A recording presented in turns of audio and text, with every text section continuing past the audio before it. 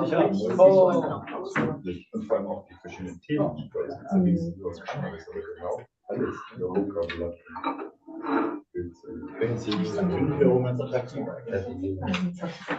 Ja, genau.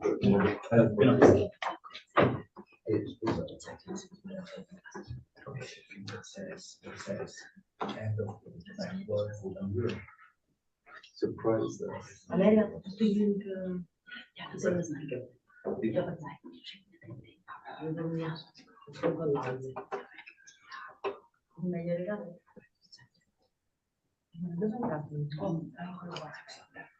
Aspetta, mi faccio scrivere.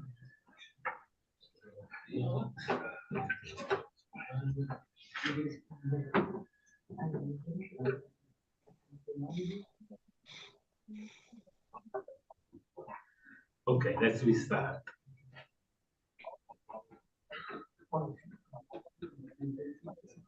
Thank you all for being here in the last lot of the last day of the CND for this side event promoted by Forum Droghe, Meglio Legale, la Società della Ragione, Euronpud, Associazione Luca, Coscioni, NORML, Releaf, Malta.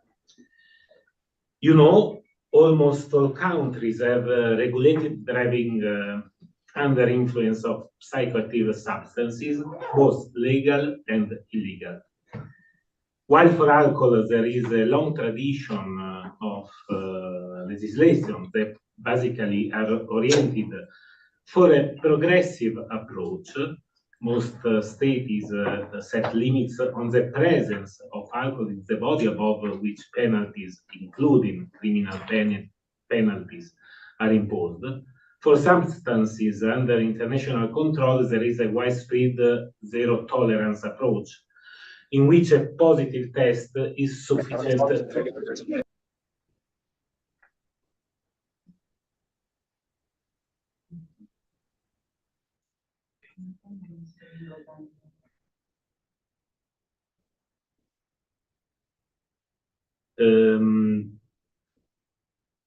Sorry, I lost my.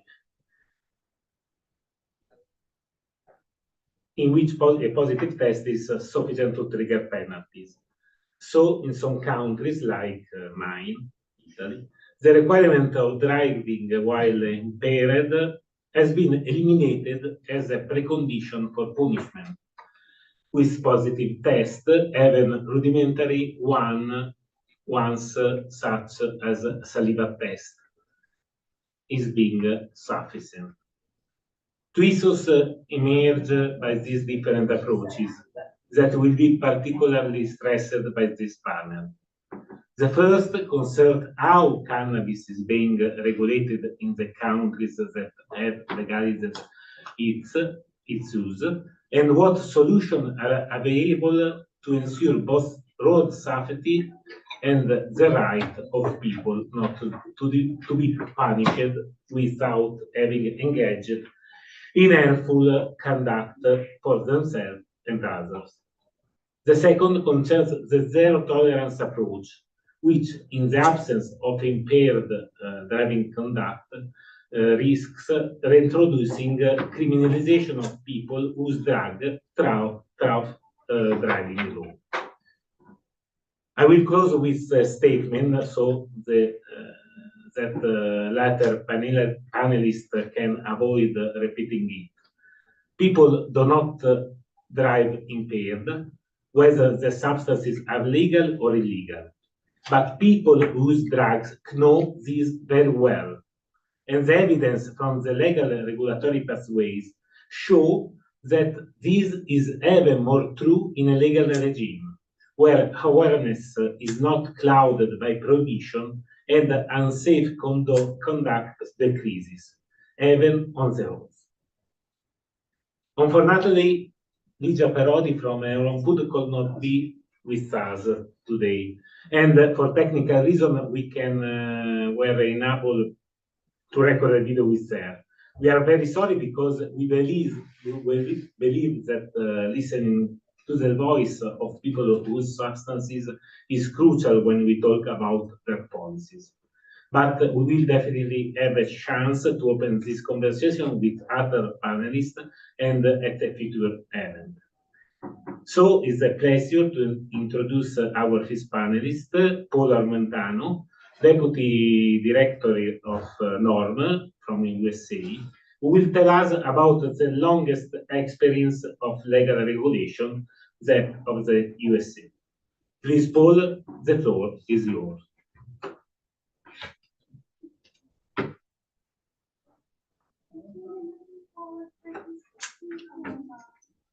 Paul? Thank you. Paul?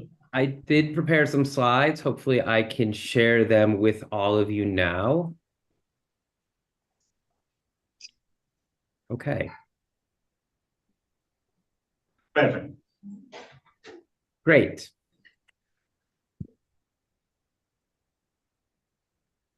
So, my name is Paul Armentano. I am the Deputy Director for NORML, the National Organization for the Reform of Marijuana Laws, which is based here in the United States, which is where I'm speaking to you from this morning. NORML is a nonprofit advocacy organization that represents the interests of responsible adults who use cannabis in private. We advocate for the legal regulation of the adult use of cannabis as well as the adult use cannabis market. Currently in the United States, there are 39 jurisdictions or states that permit the use of cannabis for either medical or adult use purposes. The first state that legalized cannabis for medical purposes was California in 1996.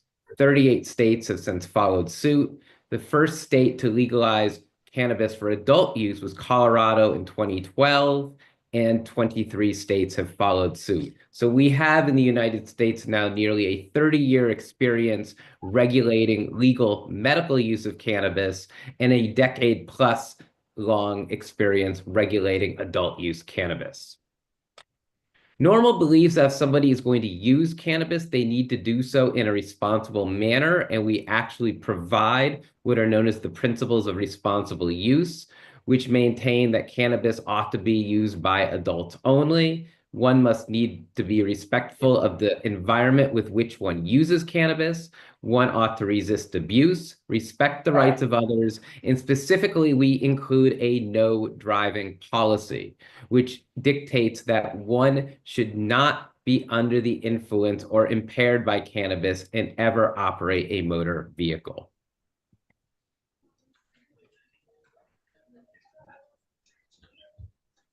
Right now in the United States, it is a criminal violation to operate a motor vehicle under the influence of cannabis or any other controlled substance, regardless of whether or not that substance is deemed to be legal or illegal under state and federal law.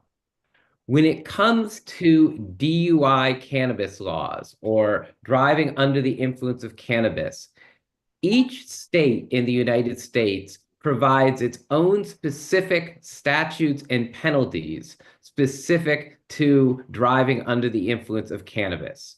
Currently in the United States, there are no national or federal guidelines or rules governing or providing rules with respect to how a state or a jurisdiction addresses DUI cannabis. This has been an issue that individual states have had to figure out for themselves with essentially no guidance from the federal government, which in the United States does not recognize legal cannabis, despite the fact that the majority of US states in this country do.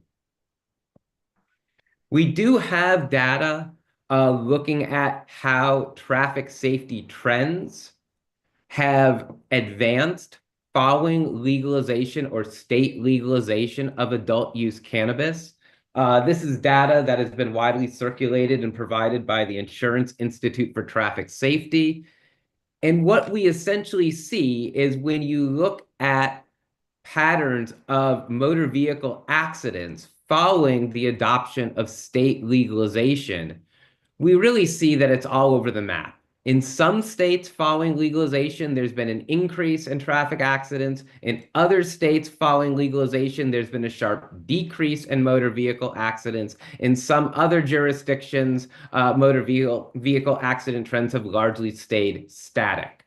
What this largely tells me is that legalizing cannabis and regulating cannabis arguably is not a particularly independent mover of traffic safety trends. Virtually all of the states on this graph adopted similar DUI cannabis laws. Their cannabis legalization laws are similar, yet the outcomes we see with respect to traffic safety over the same period of time is quite disparate. Again, this tells me that there are a number of other factors that are influencing traffic safety that are independent of the legalization of cannabis.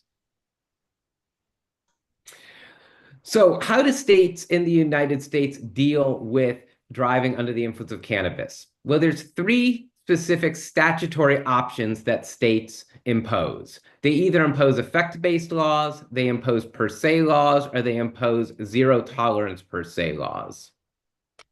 Most states, the majority of states in America, impose effect-based traffic safety laws.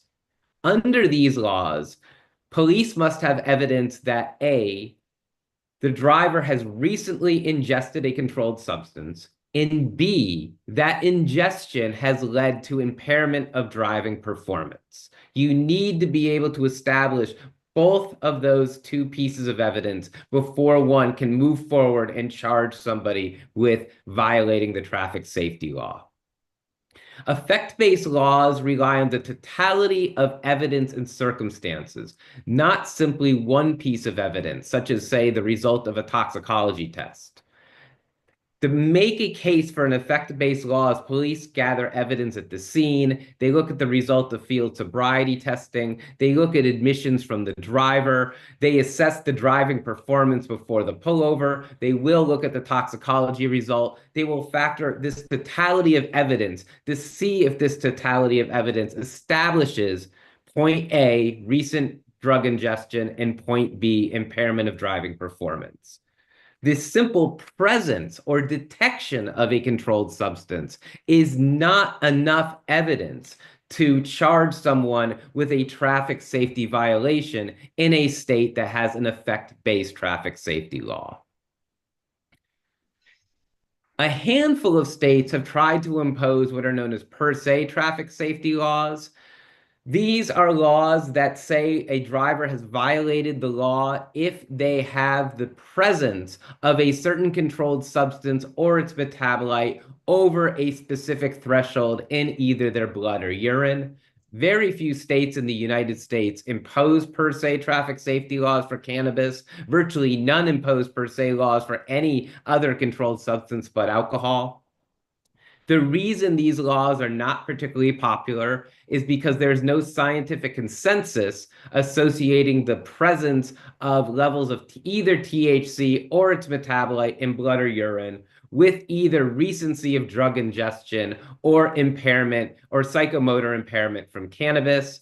The few states that have these laws basically base their threshold on what are known as LLQs, lowest levels of quantitation. That simply means that the technology available to the state was not so sensitive. It could only go to a certain low threshold, and if it went any lower, there could be errors in the testing. These specific thresholds were not picked because there was any scientific consensus or debate that someone above the threshold would be impaired or someone below it would not be impaired.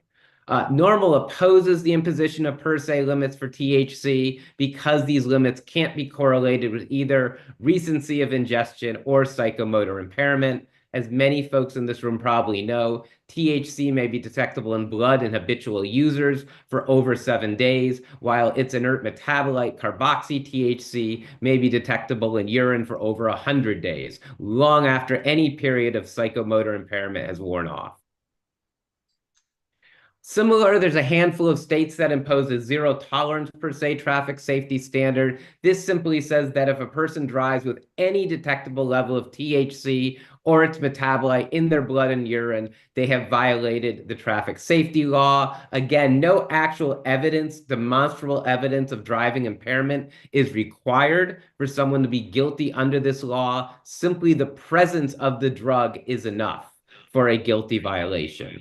Again, NORML opposes these laws because they can potentially lead to the prosecution of people who engage in state legal behavior, such as the use of cannabis in private, and who do not pose a legitimate traffic safety threat because they're no longer impaired. We have a number of recommendations of how states can provide better tools and more evidence-based policies with regard to the detection and enforcement of driving under the influence of cannabis. We strongly emphasize a move away from reliance on toxicological drug testing and toward greater use of impairment and cognitive performance testing. These include handheld technology applications like Druid or Alert Meter.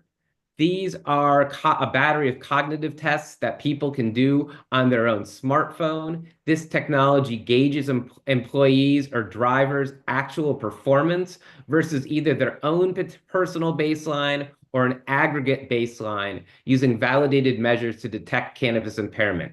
Things such as short-term memory recall, perception of time, the passage of time, recognizing patterns and shapes, things of that nature. NORML has also called for the modification of field sobriety tests to include measures that are validated for identifying subjects under the influence of cannabis.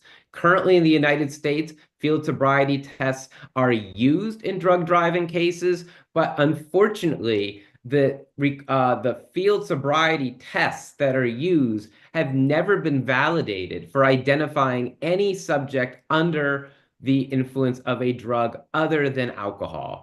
These tests have existed for decades, but again, they've only been validated to identify people under the influence of alcohol, not for people under the influence of other drugs.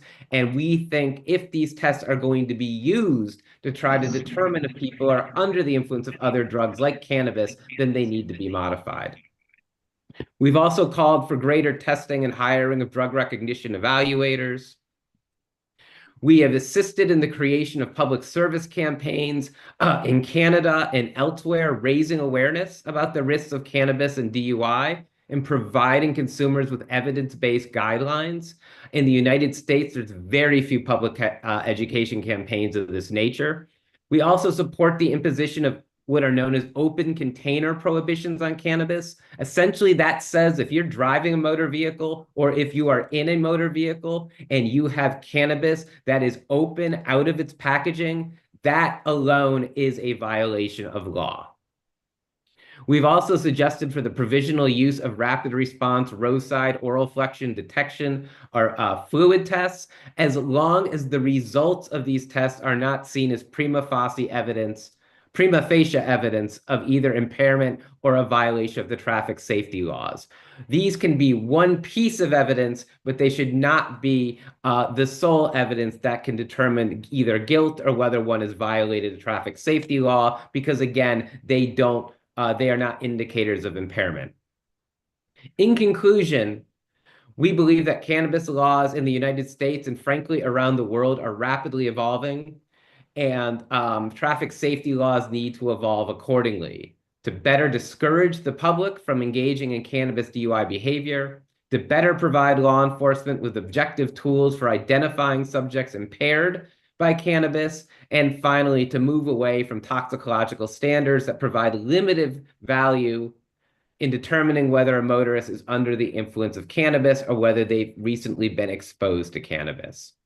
Thank you all for allowing me to share this presentation with you, and I'll entertain any questions folks have at the end of the seminar. Thank you.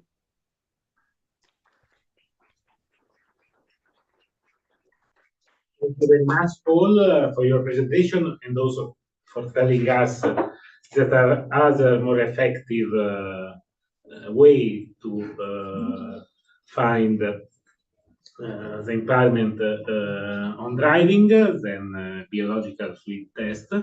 Now this is the time of Karen Mamo, in name of Releaf Malta. Please, Karen, the floor is yours. Hello, can you hear me? Yeah? Yes. Thank you. Hello, good afternoon, everyone. It's a pleasure to be here with you today. I did not prepare a PowerPoint presentation because our regulatory framework is quite new, so I will give a summary of what Malta has been experiencing in the past 3 years.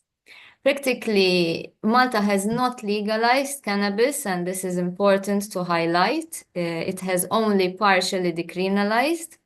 And I'm stating this because certain allowances are very much different from the American experience.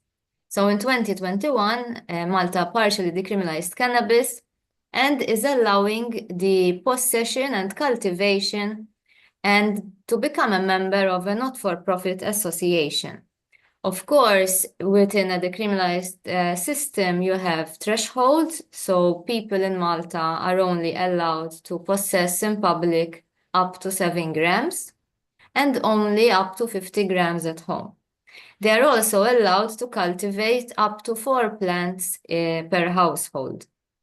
And these, in the past few years or months, have practically revolutionized the market in Malta, but also perception and relationship with cannabis. When it comes to statistics and local data, unfortunately, unless it's a fatal accident when it comes to roadside traffic accidents, we do not keep data related to driving under the influence.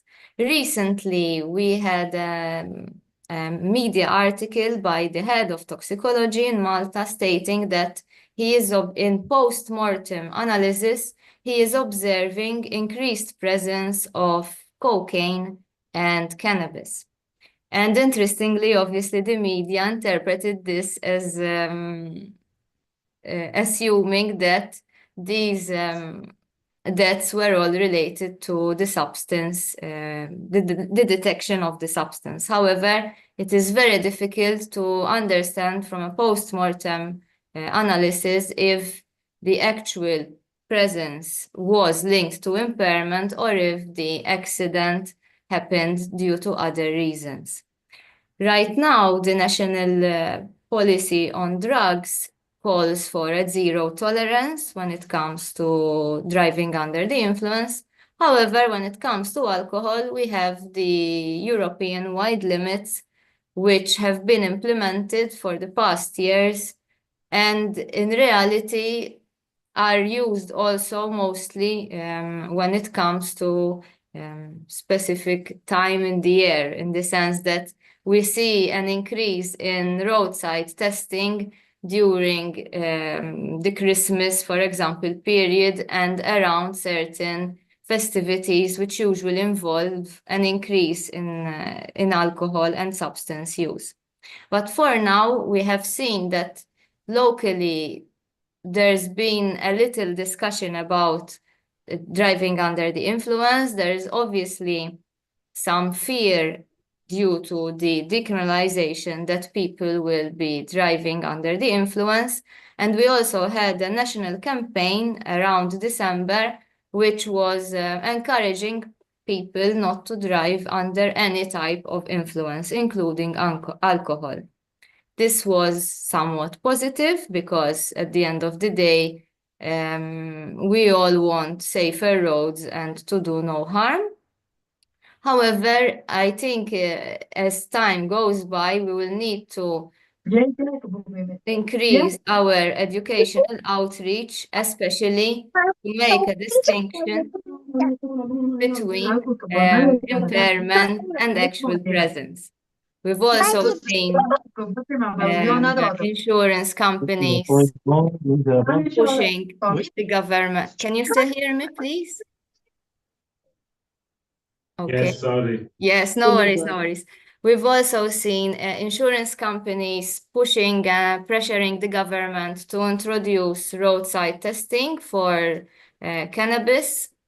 And it's interesting that these associations, of course, yes, they want the benefit of society, but it's also clear that the economic interest plays along here.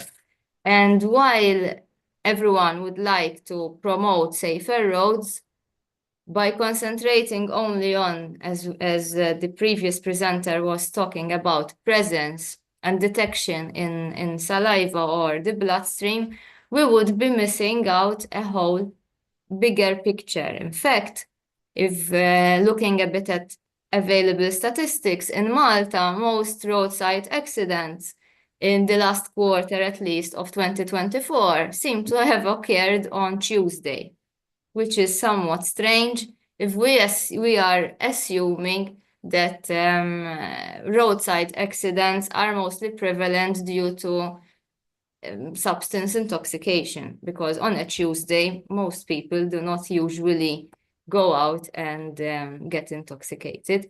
So I believe as a country, we will need to make sure that our discussion is really reflective of the risks around us. One can also talk about, for example, speed limits and distractions on the road, which are unfortunately identified as the leading causes of fatal accidents, but which we are continuously ignoring when it comes to enforcement and education. So I believe in the coming months, the discussion will have to be better framed, not just on toxicological analysis, but also how to make sure that the tools which enforcement officers will be using are reflective of the actual risk and how to prevent it. I think in a nutshell, that's what I can report from Malta also, because as I explained, we're still at the early stages of our cannabis reform, so there are no actual data related to the impacts related to the cannabis reform in Malta. Thank you. Thank you, Karen. Now it's time. Now it's time of Georg Wurt from Deutsche Hanfverband. Sorry for my Germany is the last but not least country of the European Union that decriminalize the personal consumption of cannabis. Please, Georg, the floor is yours. Yeah, I can tell you about how cannabis was taken out of the behavior the state did deal with all illegal drugs in traffic situations, up to the point where it's more like with alcohol in traffic situations. That's a very slow development we've seen in about 25 years. And first thing is, traffic laws usually are meant to save traffic, while drug laws are meant to punish drug consumers, maybe a little bit too hard said, but at the end it's a part of the game at least. But what we see is that also traffic laws are misused to punish drug consumers, because it's completely different how it's dealt in comparison to alcohol. With alcohol, we let the people drive a little bit drunken. That's no problem with the limit we have for alcohol. You can be a little bit, I am a little bit drunken when I'm driving around with the limit I'm allowed to drive. While all other drugs are zero tolerance, which means not only that if you have any amount of it in your blood or urine when you drive, you lose your driver's license. But you can also lose your driver's license already if you are just known as a consumer. If the police gets you with a pill of ecstasy in the public transport, for example, or walking around somewhere, they will make an information from the police to the office of the driver's license, which takes your driver's license away. That's it, with all illegal drugs. So we have two tracks to punish people with drugs. One is what about traffic situations when they get you as a driver with something in your blood? And the other is just that the driver's license office will prove if you are with your mental personality good enough to drive a car. And you are obviously not if you take illegal drugs. And that is has nothing to do with the impact of those drugs for the safety of your driving, because alcohol makes a lot of problems and makes it much more likely that you have a traffic accident. I think what I've read is up to 6-fold if you drink a lot, the probability to make an accident. Well, for example, with cannabis, it's 2-fold if you are very stoned, which is about or even less the probability if you are tired, for example. Or let's say stimulants with a low amount may even make you drive better because you are more concentrated on coffee. But if it's illegal, like amphetamine or whatever, you lose your driver's license. And that makes no sense scientifically seen when you compare the influence of those different types of stimulants or drugs on your ability of driving. So we have these two tracks. The tracks of the office, let's say, without any circumstances in traffic, or you are no driver. This was also for cannabis the case before the year 2000. Then in, I think, 2002, our High Court said, well, only possession of cannabis is not enough to take your driver's license. At least they must make such a test with you, psychological and medical test. We have to go to a psychologist and tell him about your life and why that happened, that you took cannabis once and that you had problems with your girlfriend or whatever, and if you've got a good story, then you get through. Well, at least they didn't take it right away. And then another very big difference made in 2017 cannabis as medicine, which was legalized in 2017, which is very special because many other drugs are now no medicine, probably for a couple of time. And this is a special law where they let go a lot, because when somebody takes medicine, they say, well, that's very standardized input of the drug and a very high tolerance you get then, and after a while you can drive as safe as sober people, which is true for cannabis. And that was, they really did it like this. They had no problem about that. But what about the other question, when are you driving under the influence? First, it didn't make any, nobody was interested if it really wasn't influence, because they said, well, if you've got cannabis in your blood, then you drive under the influence. That's it. Because nobody, we don't care where really the situation begins, that you may, the probability rises that you make an accident. It was just 1 nanogram THC per milliliter blood, 0. In Germany, we measure it in blood 0. Why ever? I don't know. They say it's more smarter. That makes it less comparable to other countries.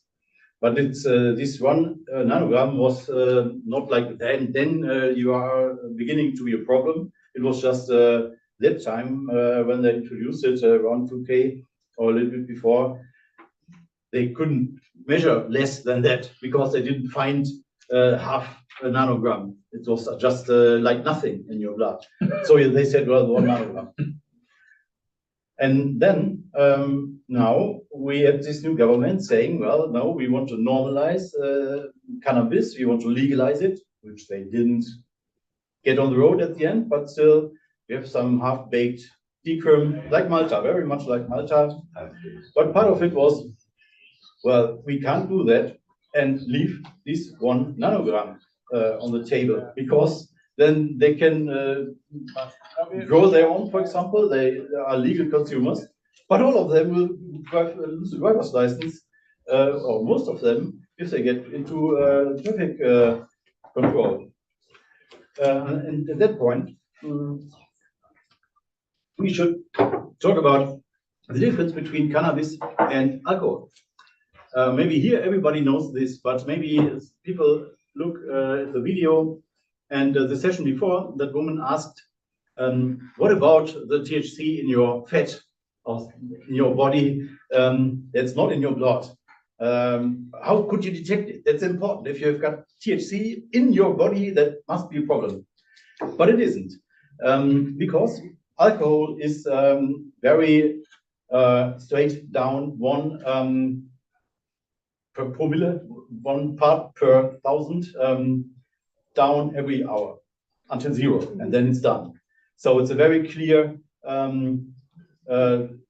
road from being drunken to being with 0 alcohol on the street. This is completely different with THC. THC is metabolized with half Halbzeit.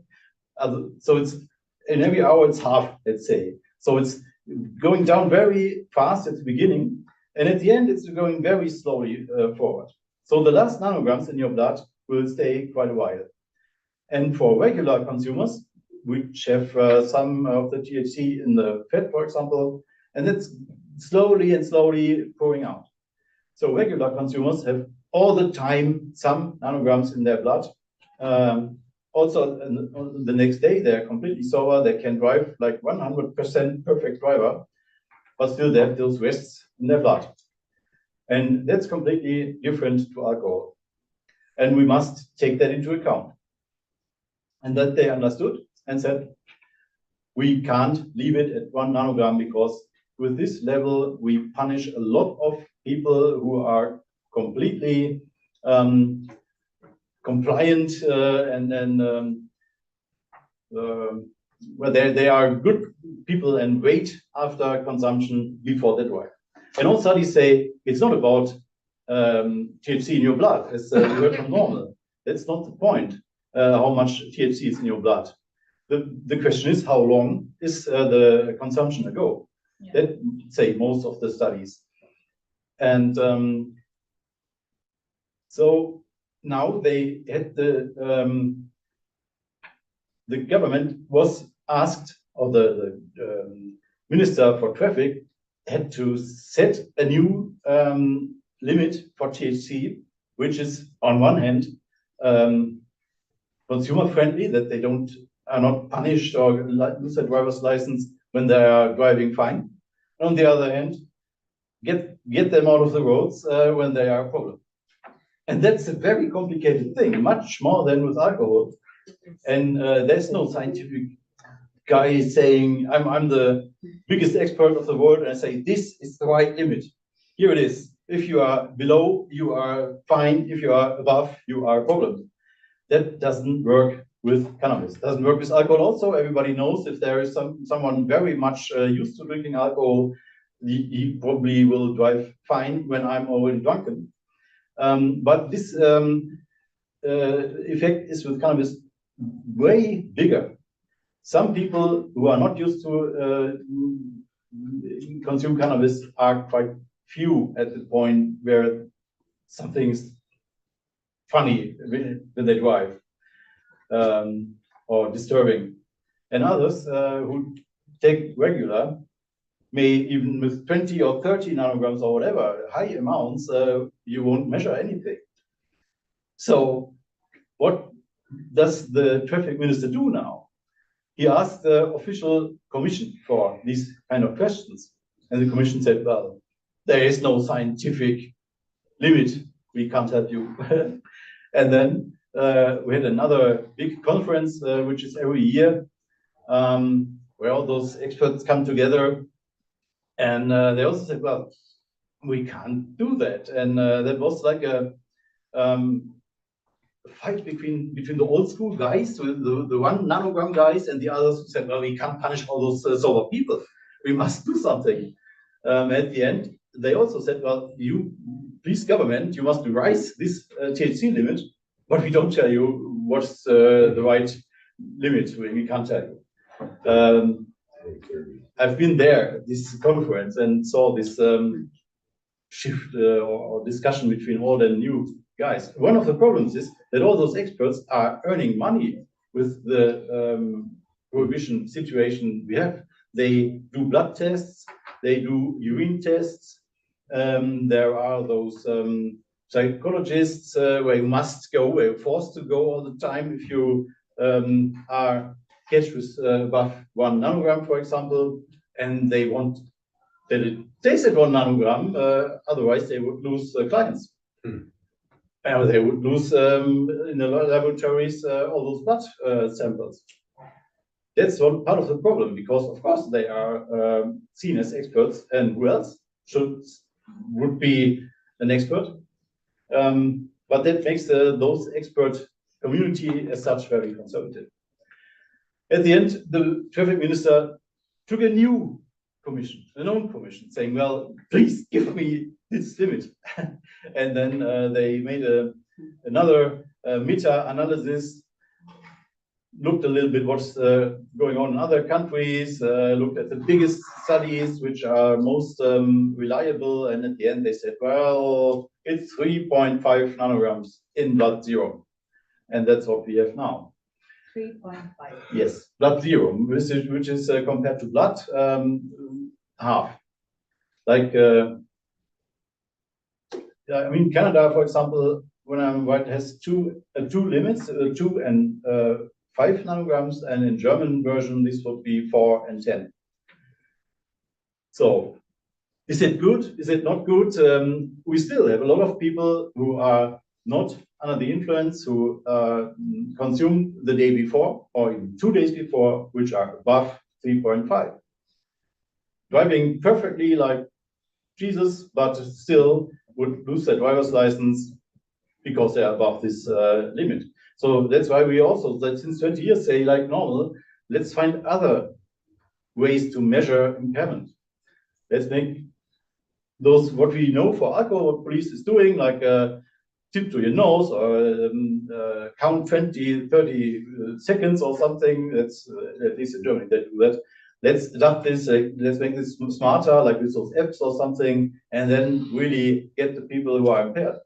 Which, on the other hand, would also get a lot of old people out of traffic, and people who don't see good enough anymore, or their reflexes are not good anymore. But at the end, this must be the solution, I think, because all those blood measure thing is going at the end nowhere. I've heard your discussion about the salvia tests in the Italian traffic situation. We would be happy to have them, because in Germany still we have mostly urine tests, and they don't measure THC. They measure split products from THC, which are not psychoactive and which are very long in urine, like weeks after the last consumption. And if it's positive, you must go through blood test anyway. They do every time you've got a positive test, blood test. Bring it to the next doctor or farm or Krankenhaus, clinic, and you've got to test your blood. And then you see now it's more or less than 3.5. And they knew that. They knew that they will still have people who are not influenced, but above 3.5. And the idea was, let's take the salvia tests, and they detect THC and not metabolites, and detect regarding which cutoff limit you take just a few hours after consumption. So it's a theory at least, and it's still part of scientific trials and so on, but the idea is that they only measure consumption maybe 5, 6, 8 hours or so. And that would be nice. The studies say then you are fine, you are no problem anymore, no higher probability of traffic accidents after 5 hours after smoking cannabis at least. So that would be fine. You would be negative in the test. You wouldn't have to go to the blood You have test. to do the saliva test and then the blood test. If it's positive. If it's Okay, negative, okay. you don't. This Yes, is just a pre-test. Okay. So that would, out of the German perspective, it would be a good idea to get rid of the urine test and take the salvia test with a good cutoff level. So it's only measuring consumption a couple of hours after consumption, and then you're fine. Even if you have got still more than 3.5 in your blood. That's the idea. But they are still the scientists are thinking about if that really works out, or if it's still not exactly enough. So that's at the moment we are still taking urine out of people all the time. By the way, this is also something that is making situations we don't want. The people must piss around next to the street, go to the next bush or something, sometimes even women, and police always looks what you are doing there, because we have also synthetic urine and synthetic genitals, or what's the English word for this? They know that, so they are watching closely when you piss, and that's a situation which is well, disgusting, really. So we must get rid of this, and the salvia test would be a very good alternative. So, well, that's the situation we are in now. It's a very big progress compared to the situation before. Maybe one little aspect at the end, back to the other track. This, are you, what about your personality? Now, you can, like alcohol, have more than one traffic penalty. They must get you more than once with more than 3.5, like with alcohol. If you got once, you just pay a fine, and it's like a education spiral. You know, the first time it just on claps. So get better, and if you get better and they don't catch you anymore, it's fine.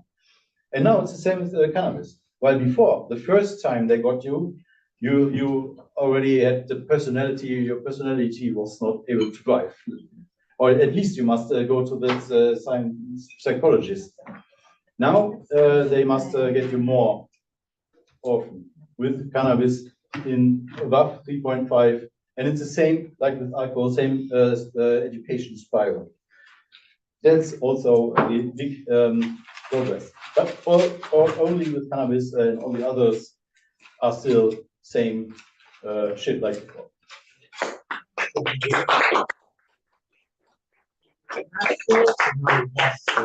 From legal or the criminalized perspective to the illegal perspective is the time of the Italian legislation on driving with Antonella Soldo, Meglio Legale. Antonella, the floor is yours. Thank you. Meloni government is probably the most prohibitionist government in the last 30 years in Italy, and from day one, they have pushed the so-called war on drug, when in reality, this was seems to target just one thing, cannabis.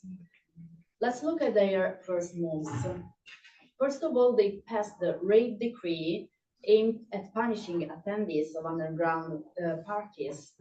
Then they banned the cultivation and sale of industrial hemp flower, a measure that, if confirmed in April, will destroy an entire sector, harming farmers and business owners.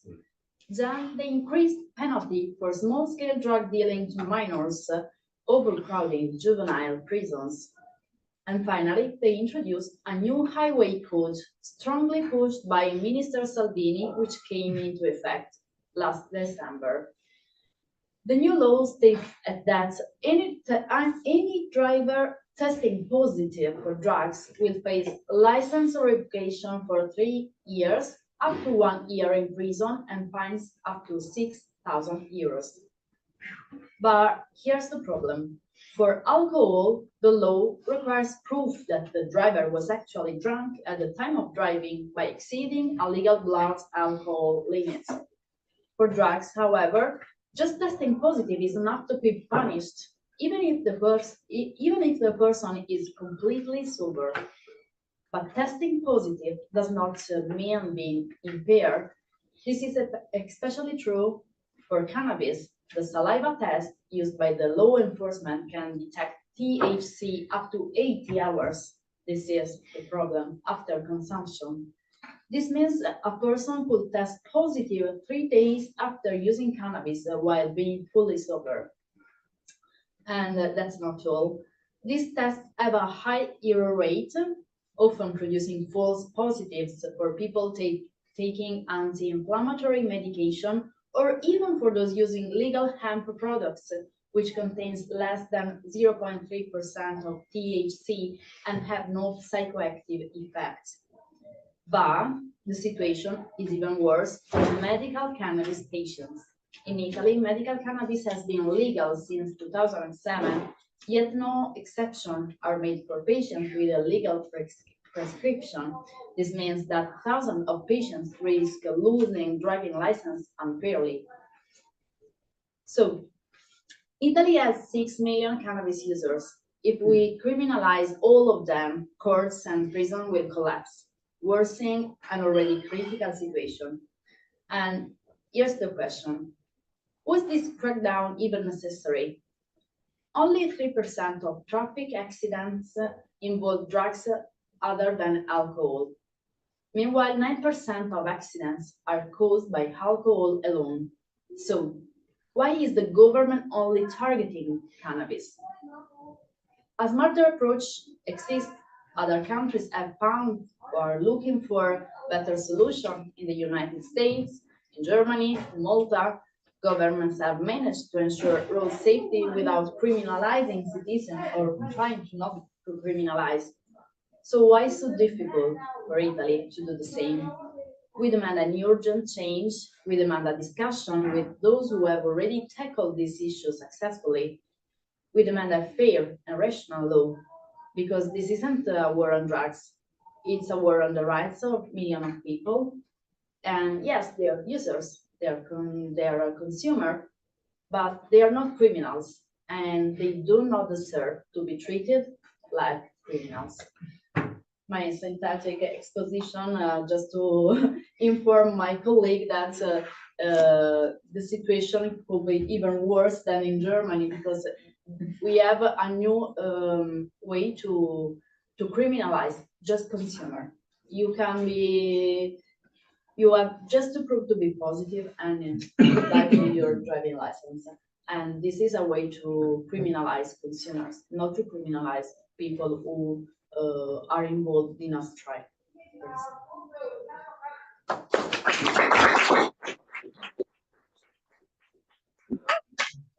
Thank you, Antonella. We have a little time for Q&A. Someone in the room or in Zoom want to ask for a question or a comment? We are very tired of sympathy. Yeah, probably I have a question, Attila Wirth. So, how is the situation when people who do medical cannabis in Germany get caught by police? Is it like the same procedure, or you just have to show your prescription? Or because of I did some research, and it's what I read, it's just the same. So, and probably also with the ADHD medication, which is like amphetamine. So you have medication, you have a prescription, but they treat you like you did amphetamine or cocaine or whatever. So government or like the police, they don't care. So when they found something on you, they will fuck you up. Sorry, if they have the opportunity. So, but yeah, But it's complicated. yeah. In 2017, cannabis was accepted as medicine, and also in traffic law, driver's license law, and so on, which means that after a while of taking the medicine, you have enough tolerance and can drive with this, like with other psychoactive medicines like opiates or whatever. There are lots of them. You can drive with it. Best case is you have a letter from your doctor saying, well, this person is taking cannabis since 3 months, and if you can tell them, well, my prescription is 3 times a day, 0.2 grams of the plant, for example, and you can tell them how you make sure that it's exactly this medication by weighing it and big portions and do all the same time of day, and then it's fine. But the third thing is, if police did it for decades another way, it takes a lot of time until it's down to the last police guy down there doing it like this.